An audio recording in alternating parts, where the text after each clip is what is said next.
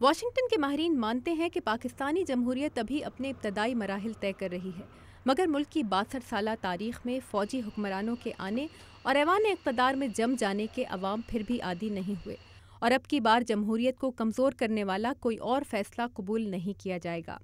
مگر قومی مفاہمتی آرڈیننس کے ذریعے سیاستدانوں کو دی جانے والی چھوٹ کو کالعدم قرار دینے کے فیصلے کو بعض امریکی تجزیہ کار جمہوریت کی آزمائش قرار دے رہے ہیں۔ پاکستان نے ایک طویل آئینی بحران دیکھا ہے، ایک ایسا آئینی بحران جو سویلینز اور فوج کے درمیان اور مرکز اور صوبوں کے درمیان غیر یقینی تعلقات پر مبنی ہے، اور NRO کسی ایسے نظام کے قیام کی کوشش تھی جو کام کر جائے۔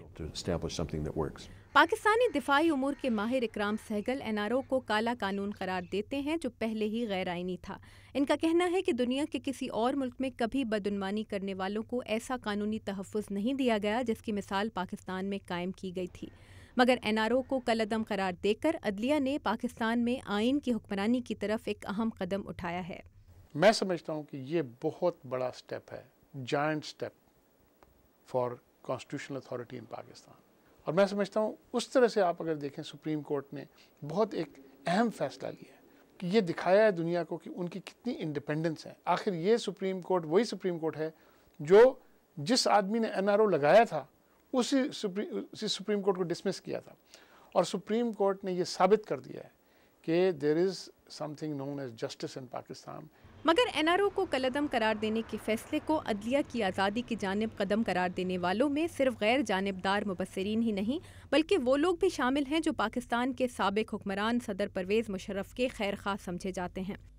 کوئی سوچ سکتا تھا، چاہے وہ، میں ان کے اوپر ذاتی طور پہ تبصرہ نہیں کرنا چاہتا، کہ پاکستان میں ایک سٹنگ وزیر کو ایک عام سپاہی کہے کہ جی ہمیں آرڈر ہے کہ یہ جو ایگزٹ کنٹرول والی بات تھی۔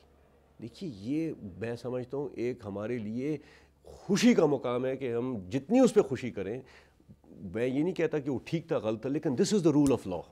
واشنگٹن کے مڈل ایسٹ انسٹیٹیوٹ سے منسلک ڈاکٹر نسیم اشرف کہتے ہیں کہ صدر مشرف نے قومی مفاہمتی آرڈیننس پاکستانی سیاست میں سیاستدانوں کی دوبارہ آمد ممکن بنانے کے لیے پیش کیا تھا، اور اب اس کا کالعدم قرار دیا جانا پاکستانی اداروں کی مضبوطی کے لیے سنگ میل ثابت ہوگا۔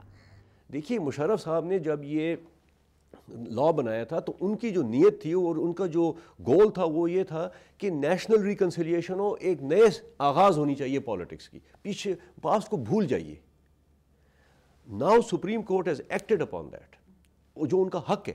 واشنگٹن کے پاکستانی تجزیہ کار پر امید ہیں کہ قانون کی حکمرانی کا خواب پورا کرنے کی خواہش پاکستان کو عدم استحکام کی طرف نہیں لے جائے گی، اور سپریم کورٹ کے اس فیصلے کے سیاسی اثرات جو بھی ہوں، اس سے عوامی جماعت ہونے کی دعوے دار پیپلز پارٹی سے کرپشن کے دھبے مٹ سکتے ہیں، اور طاقت پیپلز پارٹی کے اصلی کارکنوں تک منتقل ہو سکتی ہے۔ تابندہ نعیم، اردو VOA، واشنگٹن۔